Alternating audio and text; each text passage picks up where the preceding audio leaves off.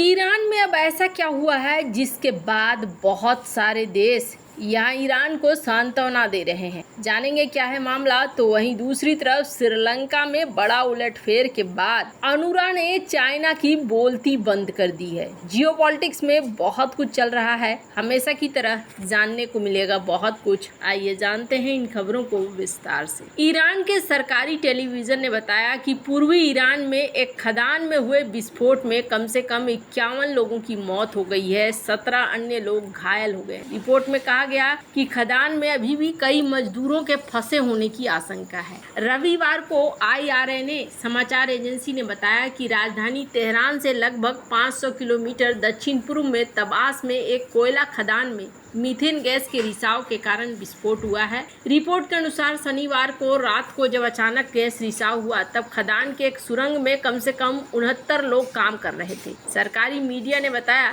कि यह दुर्घटना मदनजू कंपनी द्वारा संचालित खदान के 2 ब्लॉक B और C में मीथेन गैस विस्फोट के कारण हुआ है। दक्षिण खोरासन प्रांत के गवर्नर अली अकबर रहीमी ने रविवार को सरकारी टीवी से कहा है कि देश को 76% कोयला इसी क्षेत्र से मिलता है।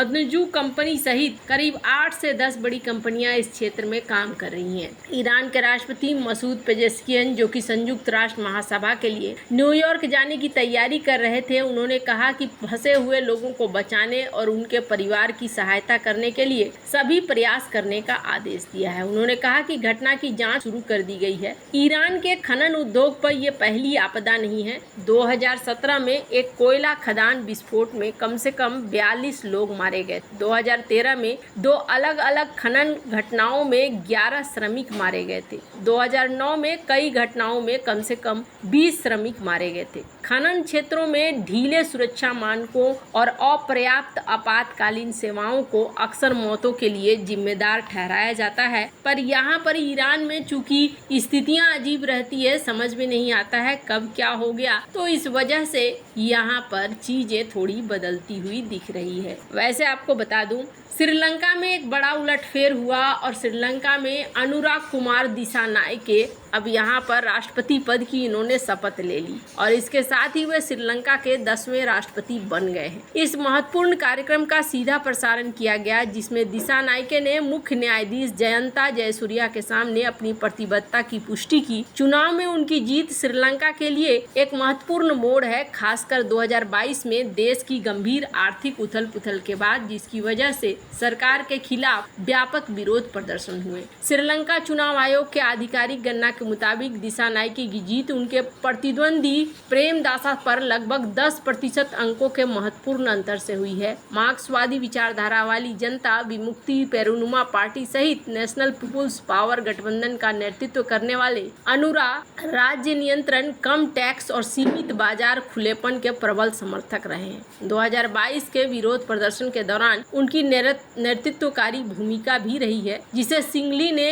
अरागल्या और संघर्ष के रूप में जाना जाता है। उसने देश के ऋण चूक और जीवन की बढ़ती लागत का सामना करने के लिए दृढ़ संकल्प प्रकाशित किया। दिसानायके का चुनाव राजनीति से अलग होने का प्रतीक है, जो लंबे समय में श्रीलंका को प्रभावित होने वाले भ्रष्टाचार, कुप्रबंधन से निपटने के लिए प्रतिबद्धता पर जोर देता है। दिसानायके ने रानिल विक्रमसिंघे का स्थान लिया है, जो मतगणना के दूसरे राउंड में पहुंचने में नाकाम रहे, जो देश के सबसे खराब आर्थिक पृष्ठभूमि के नेतृत्व में बदलाव को दिखलाता है। आर्थिक चुनौतियों के बावजूद दिसानायके ने अंतर्राष्ट्रीय मुद्रा कोष के साथ विवादास्पद $2.9 बिलियन के बेलआउट समझौते पर फिर से बातचीत करने की मंशा जताई, लेकिन इसे खत्म करने की बात नहीं की। हालांकि उन्होंने दवाओं की महंगाई और खाद्य संकट को कम करने के लिए जल्द से जल्द कदम उठाने के लिए इन्होंने कहा है। हालांकि कुछ चीजें और भी बदलते हुए दिख रही है।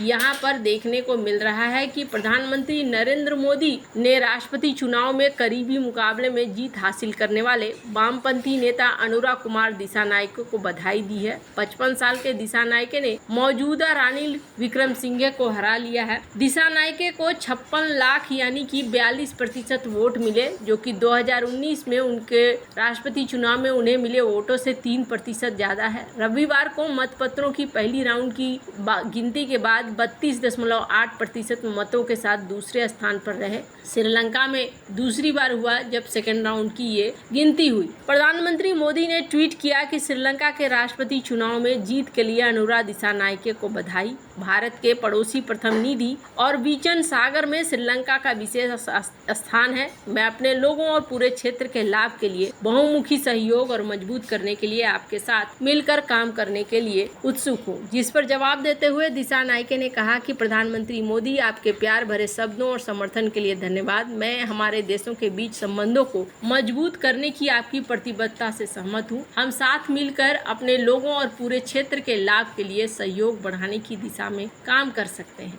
22 सितंबर 2024 को कोलंबो में चुनाव आयोग में यहाँ विपक्ष के नेता सजीत रामदासा का स्वागत धूमधाम से किया गया। हालांकि उन्होंने यहाँ पर जीत हासिल नहीं की, पर बहुत सारी चीजें यहाँ पर देखने को मिल रही है। हालांकि यहाँ पर एक और चीज देखने को मिली कि अनुरा दिसानायके ने एक चीज स्पष्ट किया, और वो चीज था अनुरा कुमार दिसानायके ने सोमवार सुबह राष्ट्रपति सचिवालय में जब शपथ ली तो शपथ लेने के बाद उन्होंने यही कहा कि हम अपने क्षेत्र का किसी दूसरे को इस्तेमाल नहीं करने देंगे। दिसानायके के पार्टी के प्रवक्ता विमल रत्नायके ने एक बयान में कहा कि श्रीलंकाई क्षेत्र का इस्तेमाल किसी अन्य देश के खिलाफ नहीं किया जाएगा। वहीं एनपीपी की राष्ट्रीय कार्यकारी समिति के सदस्य प्रोफेसर अनिल जयंती ने भारत से जुड़े सवाल पर कहा कि इंडिया निश्चित रूप से हमारा अहम पड़ोसी और एक महान शक्ति है। उनका अपना एक महत्व है। हिंद महासागर में श्रीलंका की रणनीतिक स्थिति ने भू राजनीतिक प्रासंगिकता को बढ़ाया है। श्रीलंका के नए राष्ट्रपति दिसानायके का राजनीति का लंबा अनुभव है। 80 के दशक में छात्र राजनीति से उन्होंने सार्वजनिक जीवन की शुरुआत की। दिसानायके साल 2000 में पहली बार सांसद बने और 2004 में मंत्री पद संभाला था। दिसानायके 2014 में जेवीपी के अध्यक्ष भी रहे। 2019 में राष्ट्रपति पद का चुनाव लड़ चुके हैं। खैर, अब जहां एक तरफ ये सीन मिल रहा है, वहीं चाइना ये कहकर खुश हो रहा था कि चलो अब हमारे लेवल का कोई आया है। श्रीलंका की नेशनल पीपुल्स पावर पार्टी के नेता अनुरा कुमार दिसानायके ने जैसे ही पद संभाला, भारत के पड़ोसी श्रीलंका में हुए इस सत्ता परिवर्तन से चीन खुश हो गया। चीनी विशेषज्ञों ने दिसानायके की जीत को बीजिंग के लिए फायदेमंद बताया। चीन की सरकारी अखबार ग्लोबल टाइम्स ने तो नए श्रीलंकाई राष्ट्रपति की जमकर तारीफ की। ग्लोबल टाइम्स ने चीनी विशेषज्ञों के हवाले से कहा कि वामपंथी नेता दिसानायके की जीत से चीन और श्रीलंका के बीच संबंधों को बढ़ावा मिलने की संभावना है। लेख में दिसानायके के कार्यकाल के दौरान चीन के साथ संबंधों को मजबूत करने के लिए व्यवहारिक और दोस्ताना दृष्टिकोण अपनाने की उम्मीद की गई। ग्लोबल टाइम्स ने चीन और श्रीलंका के बीच एक दशक में और भी संबंध जो बढ़े हैं उसको लेकर भी बात करी। भारत के लिए अब सबसे बड़ी चुनौती ये है कि भारत को एक बैलेंस बनाना होगा।